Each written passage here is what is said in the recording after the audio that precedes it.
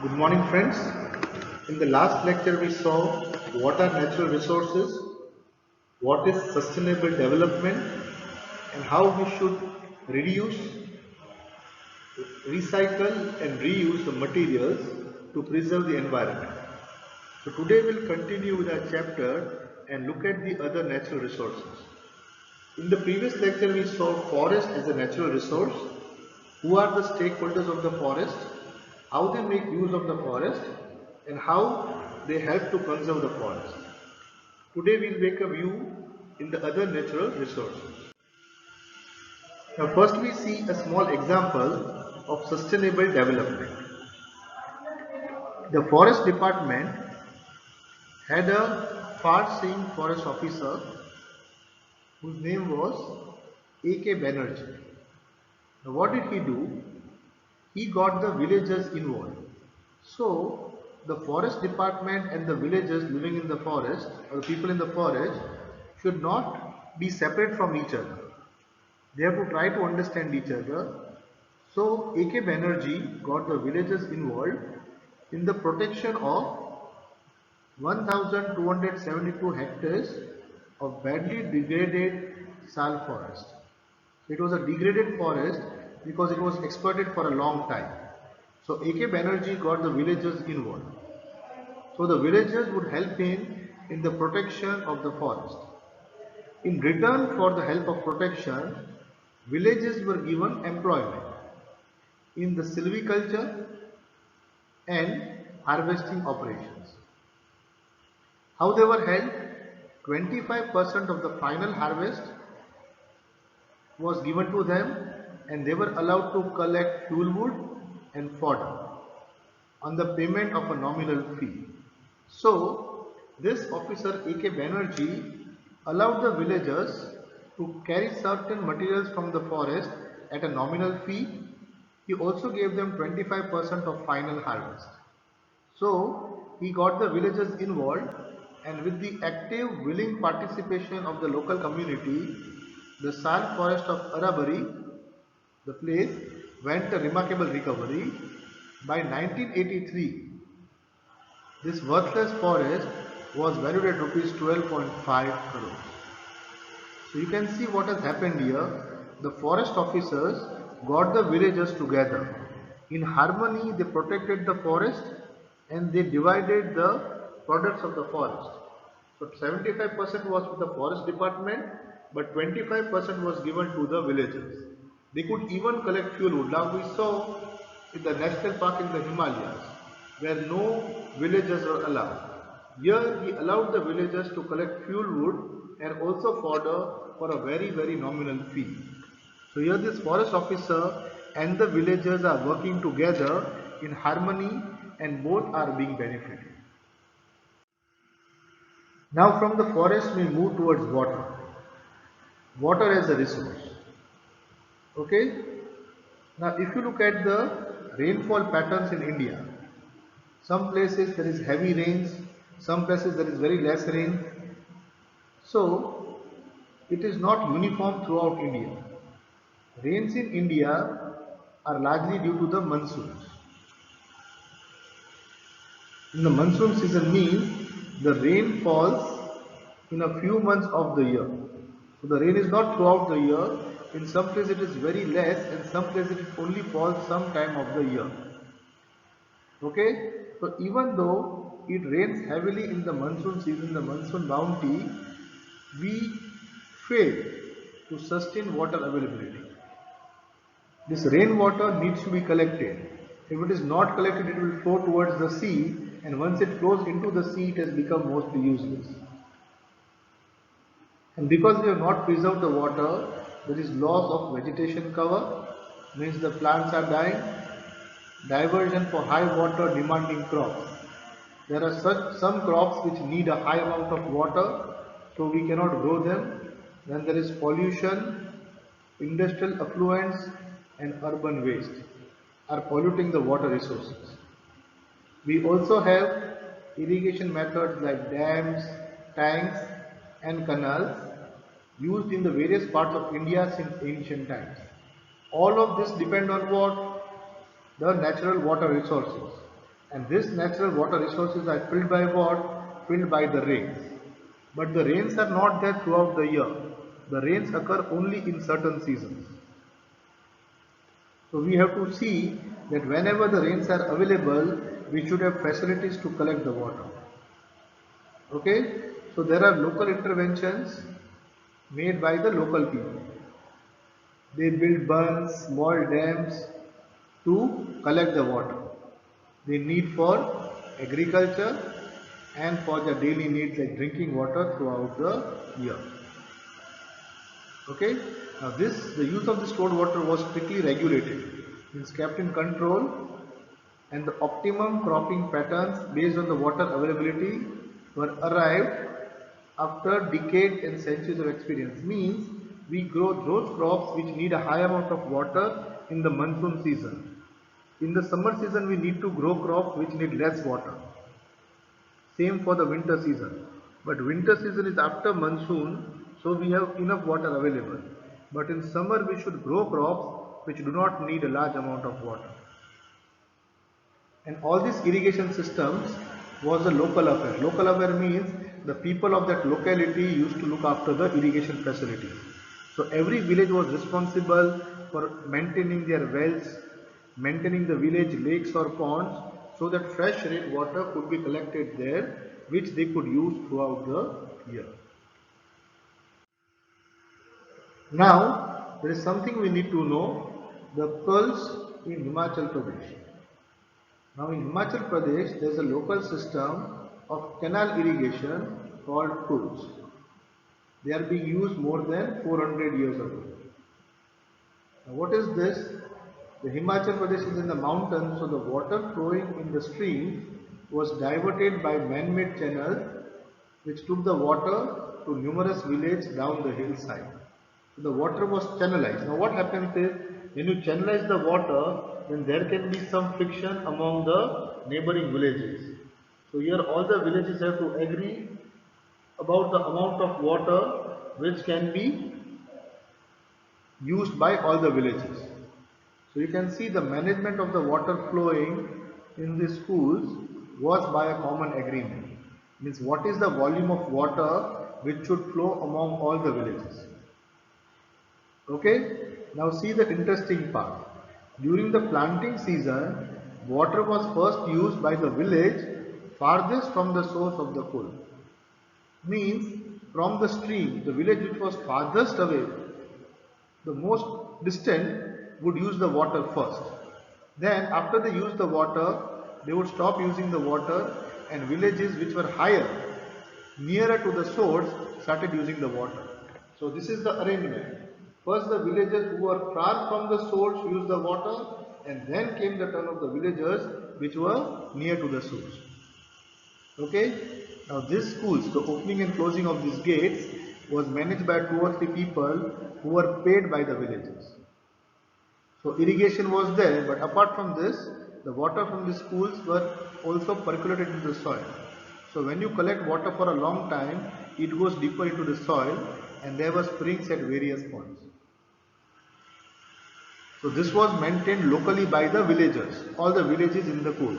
Now these schools were taken by the irrigation department and they became defunct. Defunct means they are not working properly because it is not amicably shared. So all the villagers had got a condition. They had an agreement to use the water accordingly. All the villages took their share of water, but they took it turn by turn. With the involvement of the irrigation department, this has become useless now.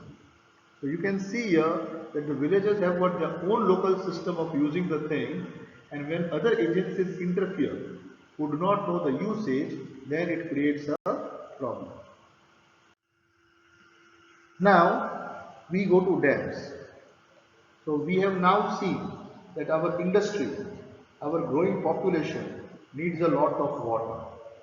Now there are rivers, but these rivers flow to the sea.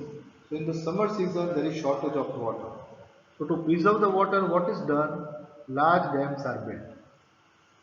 So these dams provide water for irrigation, for generating electricity, for household purpose, everything. Canal systems from the dam can transfer large amount of water to great distances. So we have got the Indira Gandhi Canal, which carries water to the areas of Rajasthan, which is almost a desert. But now, because the water is transferred, Rajasthan is becoming more greener. But when this water is taken, there is mismanagement of the water, and only a few people benefit. There is no equitable distribution of water like we saw in the coast of Himachal Pradesh. So people who are near the water source, near the dam, they grow crops like sugarcane, which need a lot of water, sugarcane and rice. And people further down do not get any water. So compare the situation. In the previous case, in the pools of Himachal, the people who are far away from the source use the water first, and those near the source use the water later. But here people near the source have started using the water, so the people far away do not get water. Okay? So this problems of the people who have been promised benefits never arrive. So now people are very discontented by the building of the dam and its canal network. So hereby the intervention of the department has caused more problems. Now see the problems caused by the dams. We build dams to preserve the water, and dams are useful to a large number of people. But dams also cause problems. The first type of problems are social problems. Why social problems? Because when we build a dam, then the lower areas get covered by water. So people living in the lower area have to be displaced. Large number of peasants, the farmers, the tribals living in the forest have to be shifted from one place to another without adequate compensation or rehabilitation. The dams have been built, people are made to shift, but when the locality changes, the people cannot adjust to the new surroundings. They are not given enough good houses, they are not given facilities, they are just made to move from one place to another. Then there are economic problems also. Economic problems, they swallow up huge amounts of public money. The dams are built at public money, but there is no proper benefit. Then they cause environmental problems also. Like I told you, the places which get submerged, the trees and the fauna and the flora which get submerged under the water, they start to decompose. So they contribute enormously to the deforestation and loss of biological diversity. Who have been displaced by this development project? So the government is showing development to the cities, to the people of the city, but who are displaced are the poor tribals, who do not get any benefits from this project because all the water from the dam is given to big industries. And these tribals are alienated from the lands and forests without compensation. So the Tawa Dam, built in 1970, promised the people certain benefits which are not given, so they are still fighting for their benefits. So there are many organizations in India. Yes, they are living in the forest and fighting against the government. They are not against development, but they are not given their rights. When their rights are not given to them, these people start revolutions and they are branded as illegal activities. So, what is the answer? The answer to the problem of water is water harvesting. In India, we have got khadins, tanks, nadis. In Rajasthan, bandaras and tals in Maharashtra, bundis in Madhya Pradesh and Uttar Pradesh, ahars and pines in Bihar, pools in Himachal Pradesh, ponds in the Kandi belt of Jammu region, and eris in Tamil Nadu, surangams in Kerala, kattas in Kannada. These are just different names of water harvesting resources. So many local bodies still use this kind of techniques even today. So water harvesting techniques are local specific, means every locality uses in different ways according to the benefits that they get. But if people are given control over the local water resources, then there is mismanagement and over exploitation. So this resources are reduced or removed. Now, watershed management emphasizes scientific soil and water conservation. Yes, means the soil is studied scientifically that whether extra water will harm the soil. The main aim is to develop primary resources of land and water to produce secondary resources of plant and animals for use in a manner which will not cause ecological imbalance. Watershed management will not only increase the production and income of the watershed community but also mitigates droughts and floods and increases the life of downstream dam and reservoirs. So when water is filled in the dam and allowed to flow at a good pace, then it also fills the dams and reservoirs down the river. Now there are various organizations which have been working on rejuvenating ancient system of water harvesting as an alternative to mega projects like dams. So we have seen dams are very useful to industries and cities, but it is harmful to the local people and the tribals. So in the local regions, we have to use the indigenous water saving methods to capture every drop of water. We dig small pits, lakes in the watershed system, build dikes, sand and limestone reservoirs to collect the water. So localites have their own methods of collecting and using the water. Large dams are good for industries, there are big government projects, but it is very harmful to the localite people, the tribals and the villagers. Okay, so at many places what is done, check dams are built across seasonally flooded gullies. So in the monsoon rains, fill these check dams and only the largest structure hold the water year round because most of them dry up in 6 months or less. So during the rainy season there are small lakes which are there, so they have to use that water first because the larger dams will hold the water throughout the year, the smaller dams will dry within 6 months or less. Okay, but the main purpose here is not to hold the surface water. You cannot hold surface water because it will evaporate. But the water is held to recharge the ground. Water should seep into the ground deeper and come out through the well so that we can use it when we need it. There are many advantages to the water stored in the ground. Water stored in the ground does not evaporate but spread out to the well and provides moisture for vegetation over a wide area. So we are building lakes to collect the water, but it is not a very good idea because water from these lakes will keep on evaporating and after some time it will totally dry. So we should have techniques to make the water go deep inside the ground so that it does not evaporate, it fills the wells, and it even provides moisture for vegetation. Also, when the water is inside the ground, it does not provide breeding ground for mosquitoes. This is one more problem now which is causing disease. We may fill the lakes with water to preserve the water, but when water collects at one place, mosquitoes grow in the stagnant water, bringing disease. In the ponds and artificial lakes, there are a lot of mosquitoes. So that has become another problem which we should take care of. So instead if we let the water seep into the ground, then there is no problem of mosquitoes and there are many other advantages also. Also, the groundwater which is inside the ground cannot be contaminated by human and animal waste and even industrial waste. So water harvesting has to be done in such a way that the water should seep into the ground. If the water collects overhead, it is not a good thing for anyone. Now we go to the next resource is coal and petroleum. And I hope you know about this resource because we are using them extensively. Okay, coal and petroleum, how is it formed? We did in the previous lectures.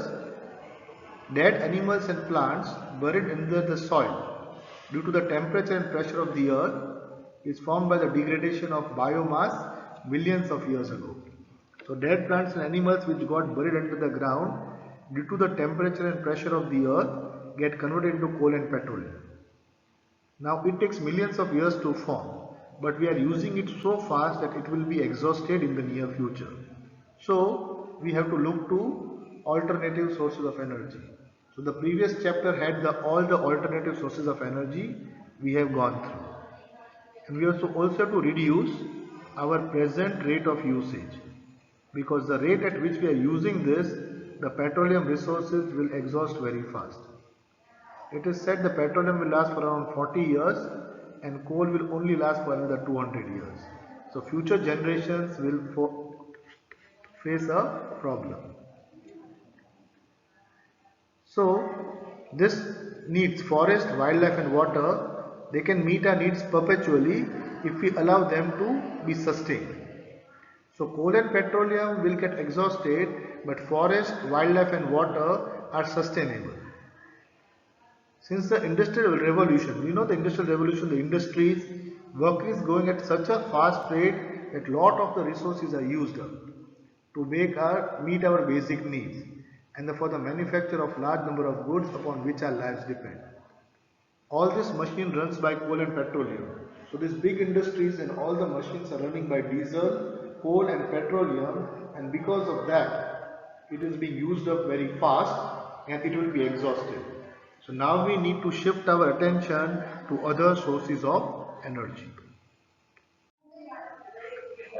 Also, problem of burning coal and petroleum. Coal and petroleum is formed by biomass which contains carbon and also hydrogen, nitrogen and sulfur. So when these products are burned, then carbon dioxide, water, oxides of nitrogen and oxides of sulfur are formed. Now when combustion takes place in insufficient air, means lack of oxygen, then even carbon monoxide is formed instead of carbon dioxide. And carbon monoxide is a poisonous gas. Also, the oxides of sulfur, nitrogen and carbon monoxide are poisonous at high concentrations, and carbon dioxide is a greenhouse gas. So you can see the burning of coal and petroleum causes smoke and other harmful gases. So another way of looking at coal and petroleum is there are huge reservoirs of carbon, and all this carbon is converted into carbon dioxide or carbon monoxide. The carbon dioxide gives rise to global warming, and carbon monoxide, then oxides of sulfur and nitrogen are poisonous to living organisms. Carbon dioxide is harmful, and carbon dioxide can be used by plants for photosynthesis, but high amounts of carbon dioxide, especially carbon monoxide, is very dangerous to animals, because carbon monoxide mixes with the blood and clots the blood. So then when the blood clots, the person cannot take in oxygen and the plants and animals die due to lack of oxygen. So coal and petroleum is formed by millions of years that we know, and we are using it extensively, but we are also seeing how much pollution the burning of coal and petroleum is causing. So we have to manage this natural resource. We have to use coal and petroleum, but we should try to use it judiciously. So that is why we need the education, and I told you examples like having carpool and so on, to learn to use these resources very judiciously. So these are the steps to reduce pollution. Like I told, taking a bus. Instead of taking your own vehicle, travel in a public vehicle like a bus. Instead of using your personal vehicle, go walking or cycling to nearby shops. Then there are bulbs and fluorescent tubes in a house. Now we have got LED bulbs, which also save more energy. If you are living on the lower floors, then instead of using the lift, we can take the stairs. For the first and the second floor, you can use the stairs. Then, instead of the heater or a sagri, on cold days, instead of starting the heater, we can wear an extra sweater. So these are the small steps we can take to reduce the use of energy. Okay? Then, the management of coal and petroleum is depending on the efficiency of our machines. The fuel which is most commonly used in internal combustion engines is petrol and diesel, but now we are shifting to hydrogen, CNG and electricity to increase the efficiency and reduce the pollution. So now development. Yes, progress has been done, research is being done, CNG is being used. CNG means compressed natural gas. It is more better than petrol and diesel because petrol and diesel is in liquid form which does not burn completely. But gases burn completely, so the amount of smoke it gives is very much less, which reduces the pollution. Also, we are shifting towards e-bikes and e-cars, electric cars, so that the smoke pollution is reduced to a very large extent.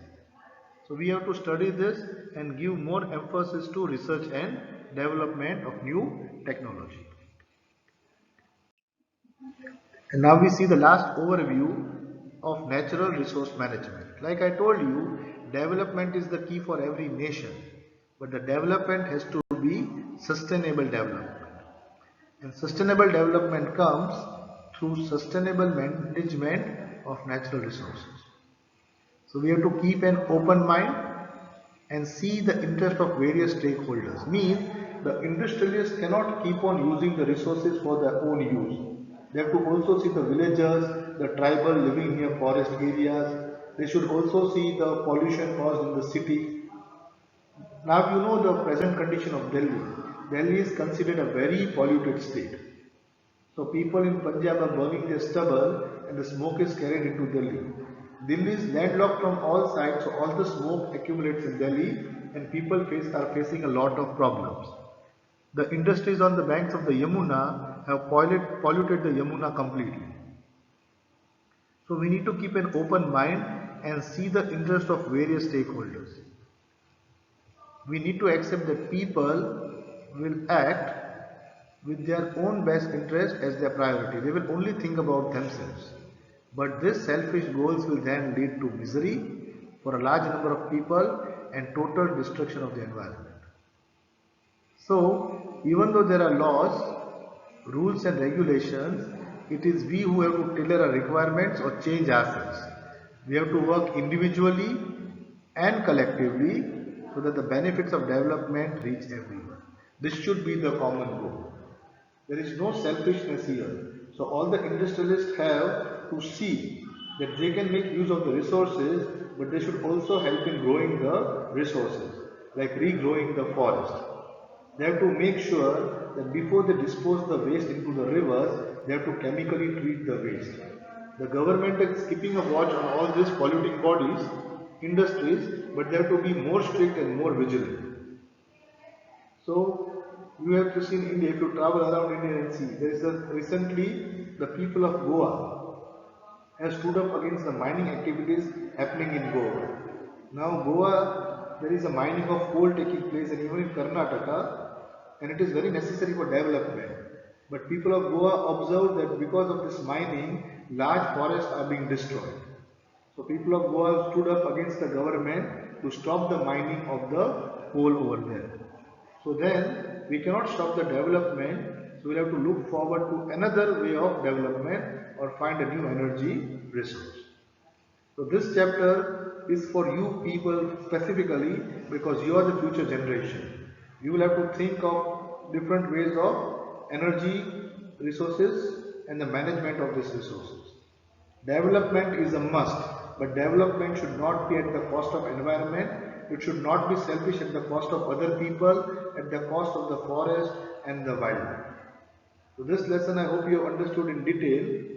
Development has to be sustainable. Now if you see in Bhavnagar also, there is a mad rush going on. Everywhere you see, there are construction projects going on. Have you noticed construction projects? Now there are some areas where there are very less number of trees. Why? Because people are going into bigger houses. They want bigger houses with more facilities, so they are using larger and larger space. And they are cutting down trees. So green cover in certain areas of Bhavnagar is growing lesser. So people have to be educated. The size of the house should only be how much one needs. And have a green cover around the house. People are busy with their TVs and mobiles the whole time and give less time to gardening and stuff. So younger children should look towards gardening and try to beautify their place and make it a good place to live. So I am going to end the chapter. Thank you.